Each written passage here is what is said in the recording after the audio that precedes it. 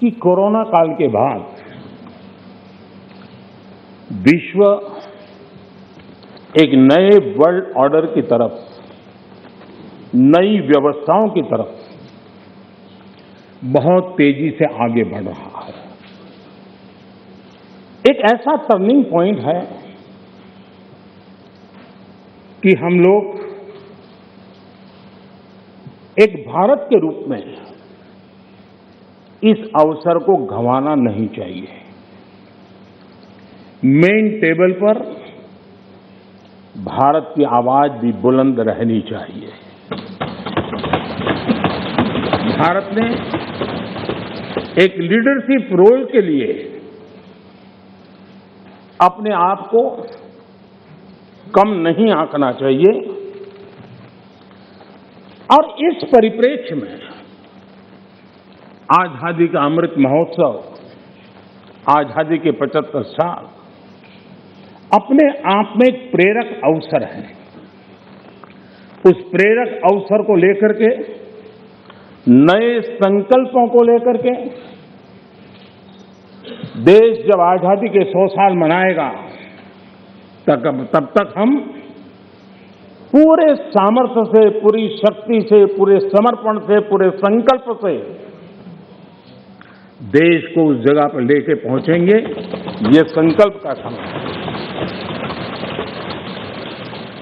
आदरणीय अध्यक्ष जी, बीते वर्षों में देश ने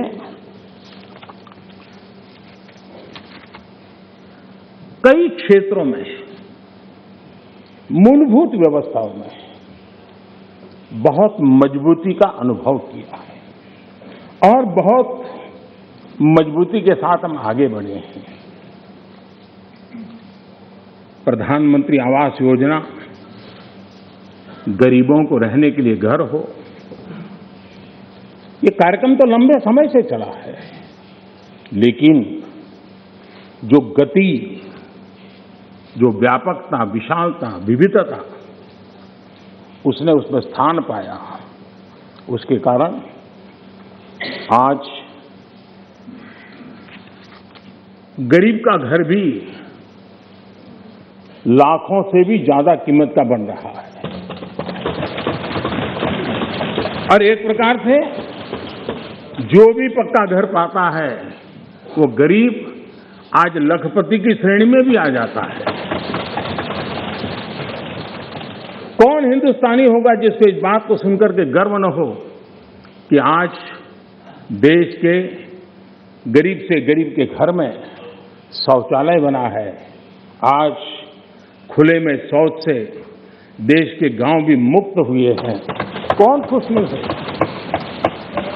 कौन खुश है?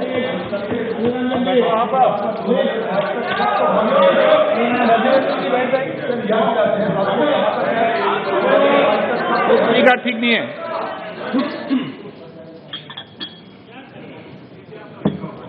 हो गया? प्लीज, मैं बैठने के लिए तैयार हूं। आप बोलिए। नहीं, प्लीज अजीम जी, आपको धन्यवाद करके शुरू करूं। बहुत बहुत धन्यवाद।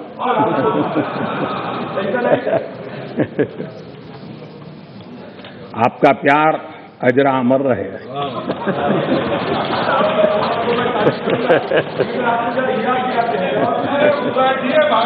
Please please please.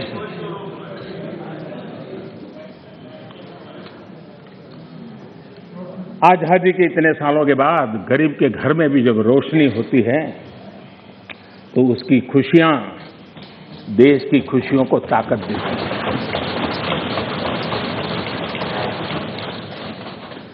चूल्हे के धुएं से जलती हुई आंखों के साथ काम करने वाली मां को, गरीब मां को, और जिस देश में घर में गैस कनेक्शन हो, यह स्टेटस सिंबल बन चुका था, उस देश में गरीब के घर में गैस का कनेक्शन हो, धुएं वाले चूल्हे से मुक्ति हो, तो उसका आनंद कुछ और ही होता है। हमारी माताएं बहनें, उनका पूरा प्लीज दादा, प्लीज बैठिए। आपको मैंने पर्याप्त मौका दिया, तरीका ठीक नहीं है। दादा को बीच बीच में मौका देना चाहिए, क्योंकि दादा उम्र के इस पड़ाव में भी बचपना का मजा लेते रहते हैं।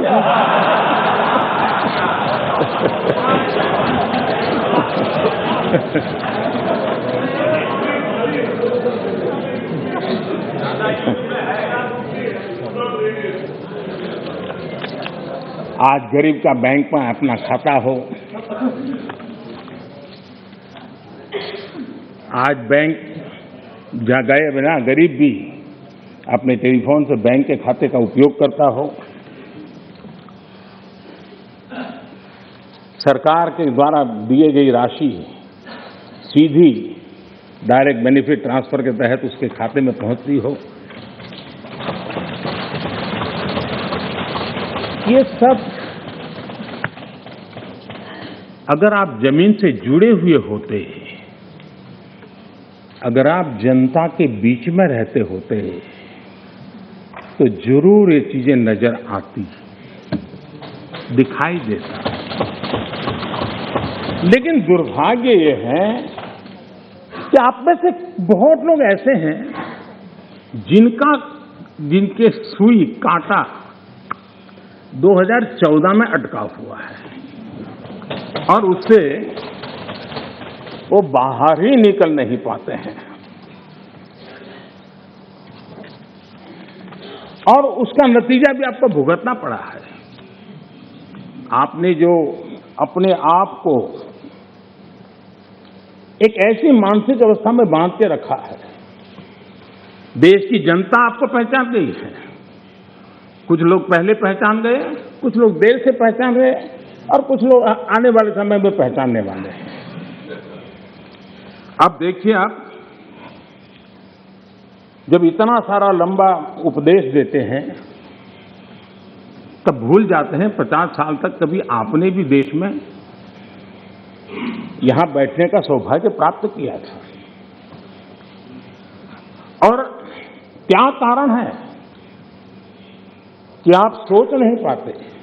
अब आप देखिए,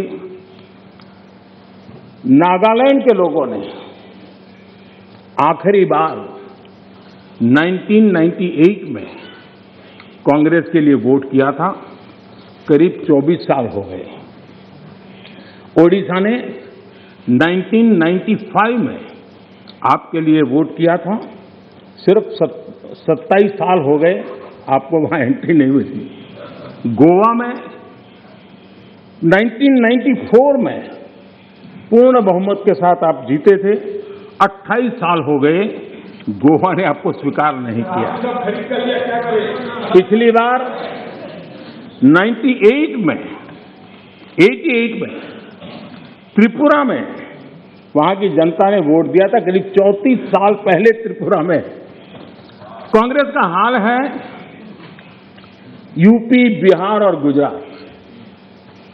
आखिर में 1985 में 1985 में करीब 37 साल पहले आपके लिए वोट किया था। पिछली बार पश्चिम बंगाल में वहां के लोगों ने 1972 में करीब 50 साल पहले आपको पसंद किया था। तमिलनाडु के लोगों ने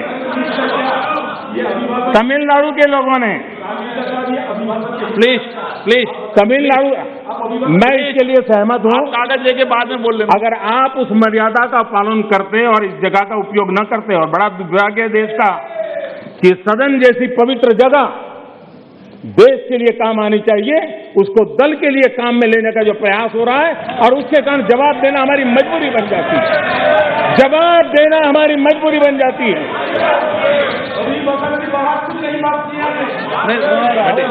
माननीय अध्यक्ष जी, तमिलनाडु आखिर में 1962 में, यानी करीब 60 साल पहले आपको मौका मिला था। तेलंगाना बनाने का श्रेय लेते हैं, लेकिन तेलंगाना बनने के बाद भी वहां की जनता ने आपको स्वीकार नहीं किया।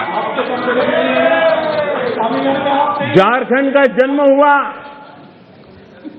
20 साल हो गए पूर्ण रूप से कांग्रेस को स्वीकारते नहीं है, पिछले दरवाजे से वो घुसने का प्रयास करते हैं।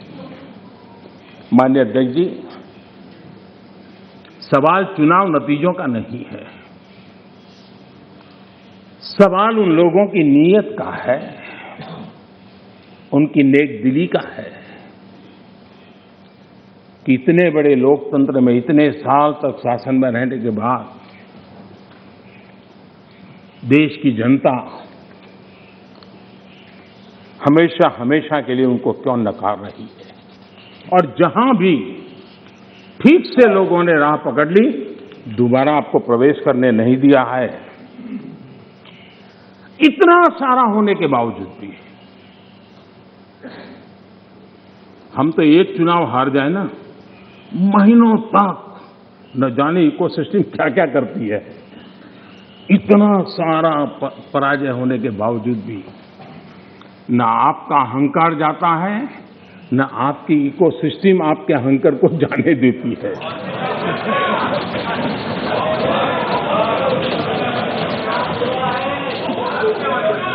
सुनिए, इस बार अभिरंजन जी बहुत सारे शेर सुना रहे थे। चलिए मौका मैं भी ले लूं। और जब अहंकार की बात मैं कर रहा हूं तब तो मुझे कहना ही पड़ेगा, वो जब दिन को रात कहें तो तुरंत मान जाओ, वो जब दिन को रात कहें तो तुरंत मान जाओ, नहीं मानोगे तो वो दिन में नकाब ओढ़ लेंगे। 2 करोड़ की जरूरत हुई, रोजगार की बात कीजिए, जरूरत हुई प्लीज, आप जरूरत हुई तो हकीकत को थोड़ा बहुत मरोड़ लेंगे। वो मगरूर है, खुद की समझ पर बेइंतहा। उन्हें आईना मत दिखाओ, इन्हें आईना मत दिखाओ, वो आईने को भी तोड़ देंगे।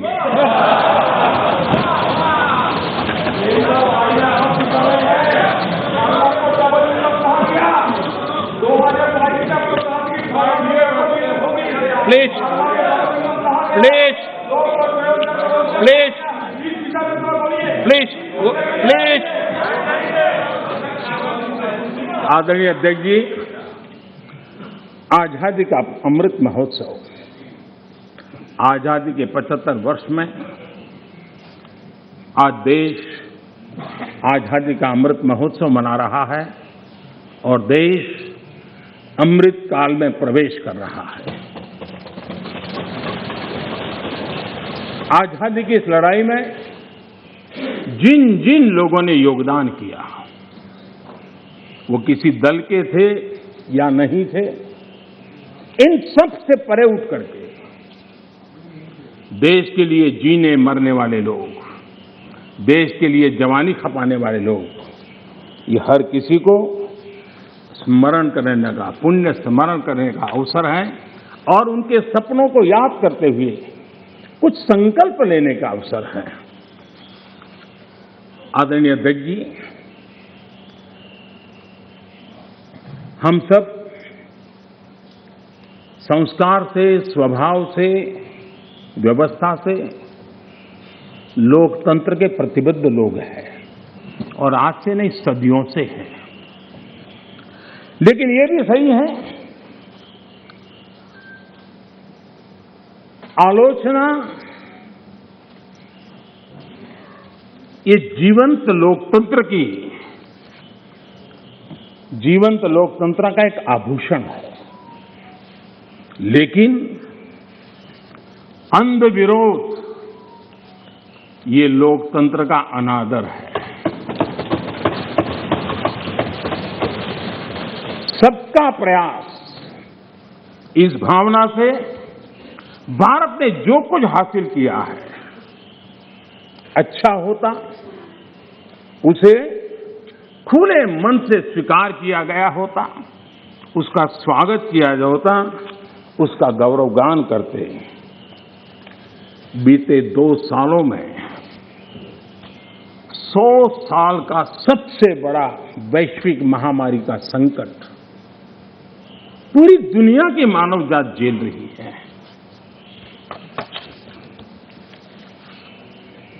जिन्होंने भारत के अतीत के आधार पर ही भारत को समझने का प्रयास किया, उनको तो आशंका थी, इतना बड़ा विशाल देश, इतनी बड़ी आबादी, इतनी विविधता, ये आदतें, ये स्वभाव, शायद ये भारत इतनी बड़ी लड़ाई नहीं लड़ पाएगा, भारत अपने आप को बचा नहीं पाएगा, यही उनकी सोच थी।